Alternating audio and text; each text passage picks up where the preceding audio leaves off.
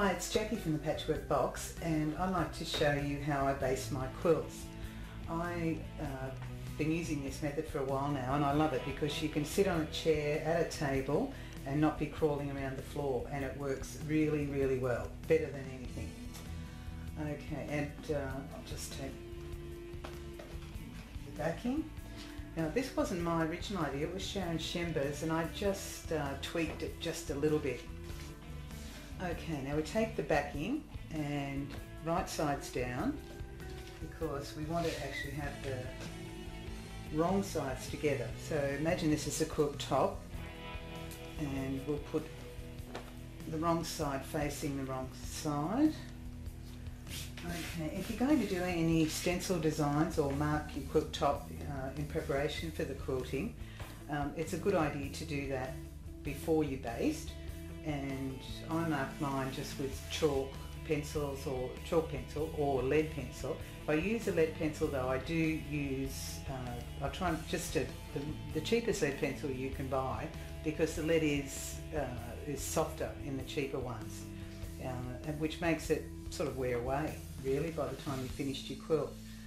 I steer clear of water-soluble markers, because I find that they, although they work well at the time, they wash out. From experience, I can tell you that after about 2 or 3 years I had one that the lines reappeared and I just can't get them out. So I steer clear of that and just mark with either chalk or a pencil. I also starch the backing pretty well before I start too, because I find if you're quilting on the machine, it just glides over the machine a lot easier. Okay, now here's the way I do it. We have these planks. Now I just bought these at the hardware shop. These two planks were just one long size, and I asked them, they cut it in half for me. They're already pre-painted, so they're nice and smooth. They're also straight. You want to steer clear of anything that's got a bow or a curve in it, because that's going to cause you some grief. Well, you just can't use it, you have to have them straight. Okay, so we just pop that down there, and we're going to wrap the quilt top around the plank. Okay, and it's sort of firm but not stretched, it's just taut. Okay, so we grab our second plank and make sure that's straight. Just wrap that one up one more. You can see you can, just by pulling it down a little bit, it's taking out all those creases as you go along. Just move that down here. And just keep going until you reach the edge of the quilt.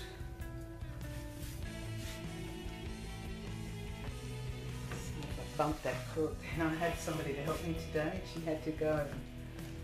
So just keeping it nice and straight as you go along.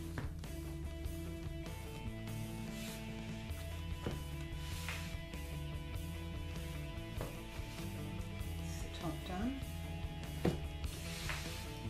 And that's the backing. Okay, just move this one out of the way for a minute and turn or flip the backing around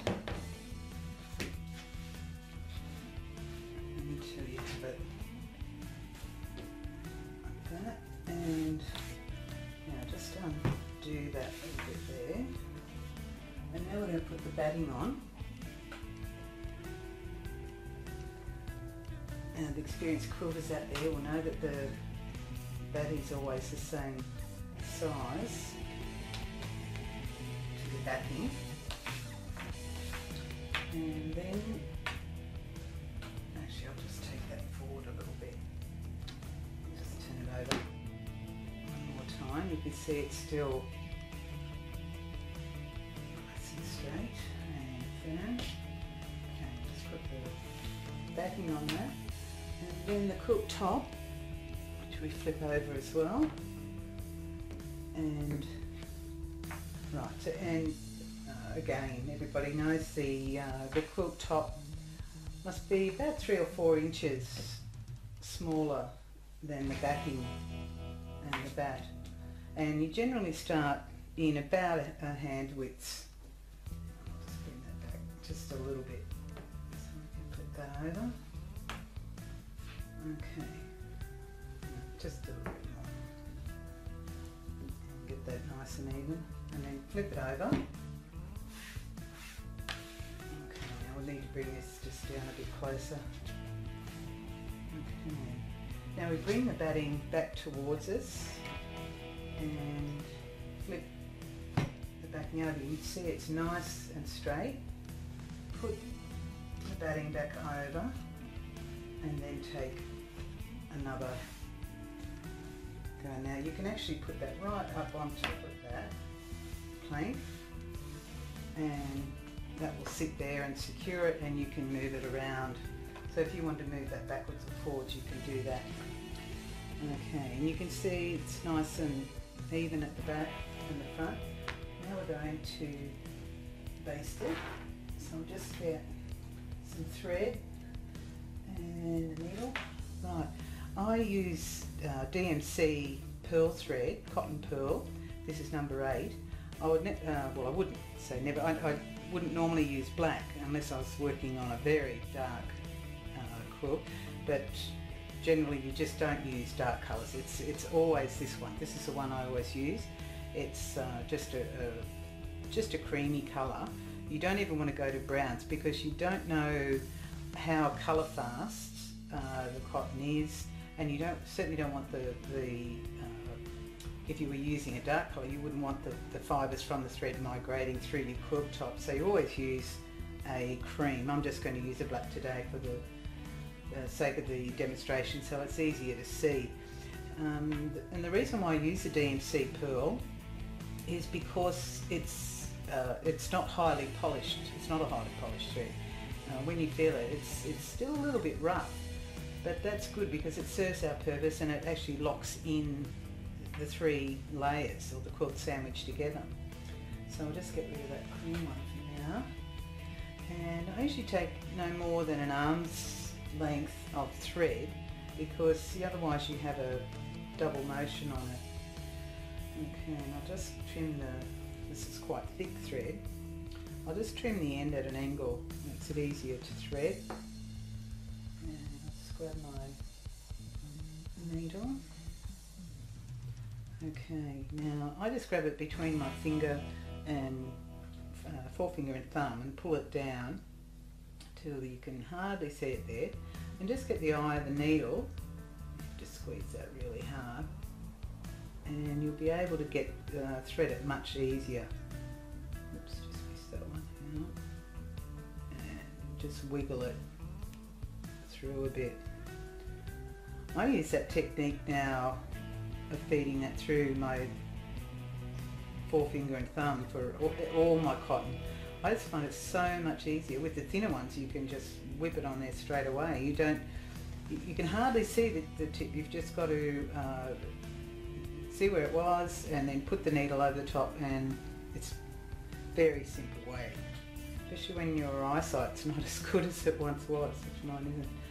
Okie doke, so we'll just take about an arm's length of thread, cut that off. Okay, now we're going to do a quilter's knot. Now everybody has their own way of doing this. I just grab the end like that and point the sharp point of the needle down there, switch hands. I'm right-handed, so I'll do it this way, the opposite for lefties. And then you just loop it twice around the needle. That's all that's required with this thicker thread.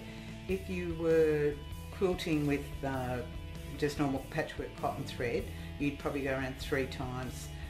And with silk thread, I go around 5 or 6 times. It depends what size knot you want. Obviously, the more times you go around, the bigger the knot.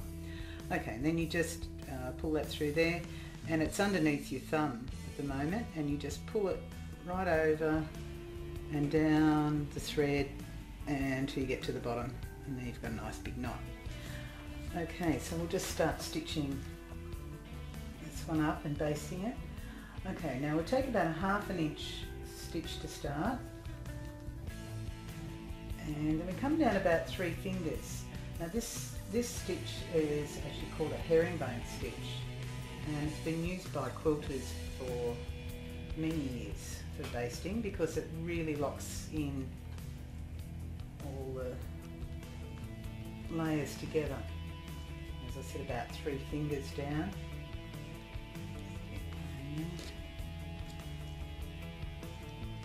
Down about 3 fingers.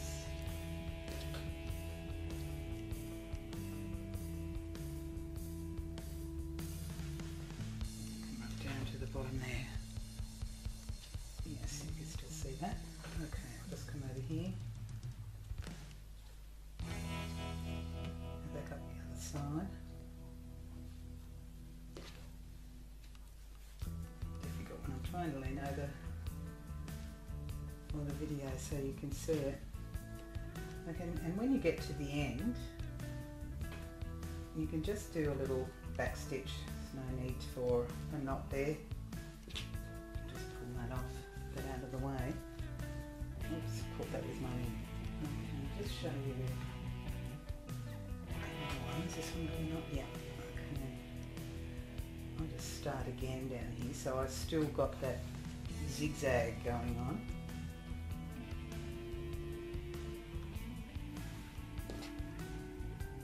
Just keep that nice. You can see how it's happening. And you're going across that 1/2 inch and down, and then across and down. So it's like you zigzag, zigzag, zigzag. Okay, now I'll go through and finish the whole quilt top off, and then I'll come back and just go through some of the other benefits to this great method.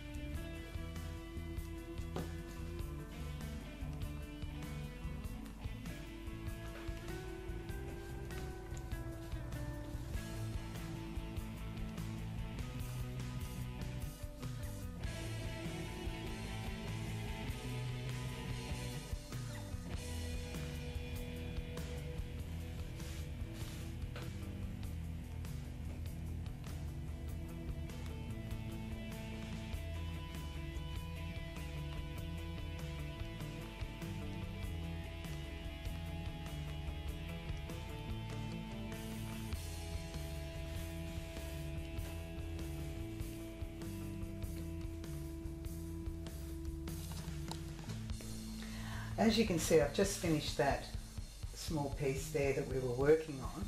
I just wanted to show you how to go on to further into the quilt for basting. As I said, you have complete control of the boards, so of your quilt top by the boards. So I'm just going to pull that closer towards me and just bring the top back and pull the batting back towards you, and then you can move unroll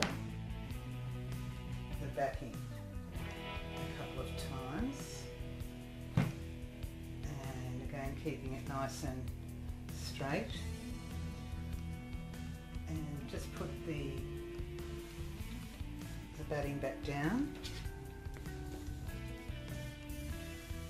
straight and roll the quilt top over to there or right up to there. So I'll just keep quilting on right over the other side there now that you can know we're off camera there. So I'll just continue on and come back to you in a moment.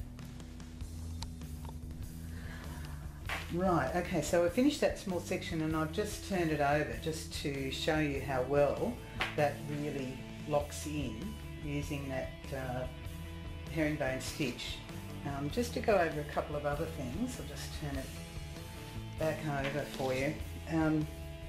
A couple of things. Oh, first, when you are basting, just make sure, like for instance, there's a thread up there. As you're going along and unfolding the batting and the backing, I just keep one of these sticky rolls handy because it's just great for keeping it nice and clean, and then you won't see anything through into your quilt top. So I just wanted to show you that. One other thing was the boards. I neglected to mention they should be, the length of the board is dependent on the size of the quilt, and they should always be larger than your quilt. So as I said, you can work on anything from wall size right up to king size, but your board should always be longer, so you've got a good working area. Just pop that out of the way. One other thing is I did use a thicker needle than I would normally use too. That was just for demonstration purposes. You don't want to leave needle holes in your quilt top. So I do use a thinner one than that. And the another thing, if I'm doing any trapunto work, I do the stitches, the herringbone stitch a little closer, and I baste it a little more densely, because I find that's perfect when you're doing any sort of trapunto work. Okay, now, so if we go through some of the other benefits, okay, you don't need to start basting in the centre. You start down the bottom here, and well, the main benefit is not crawling around the floor, so there's a pain-free aspect of it. Not having to start in the centre and only using one needle and thread. Quite often you see people basting with threads and needles going every which way out of the centre. This eliminates the need for that. It works for either hand or machine quilting. And another good thing that I find, if you're not ready to quilt it straight away, you know, if you want to quilt it as soon as you can fold it up, put it away, and then come back to it, and it'll still be all locked in place. And that's great because it eliminates, whoops, caught that thread there, it eliminates the use of safety pins.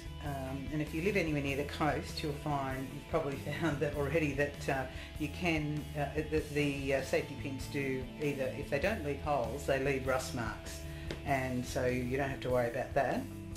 And when you're unravelling them, the safety pins tend to get caught up, so that's another good reason not to use them. And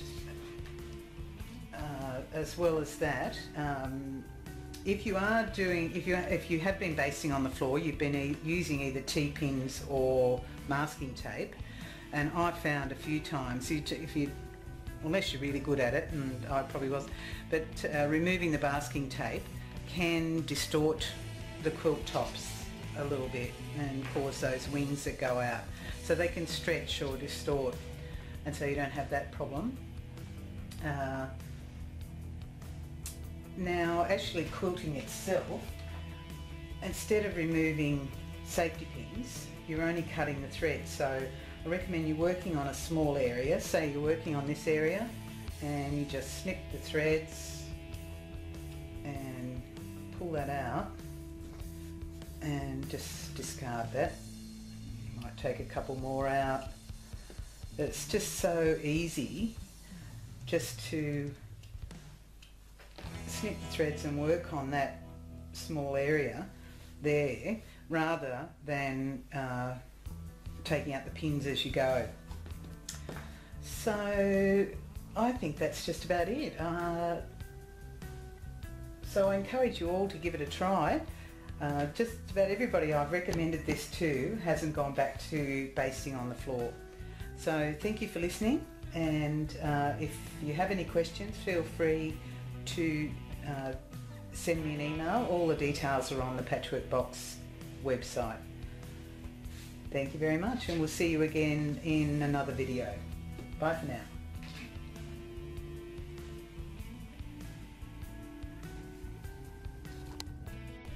I just thought I'd show you a quilt that I did make using this basting method, just for any doubting Thomases out there. I just wanted to show you, because I think the basting method actually helps keeping the corners nice and square and not turning into wings.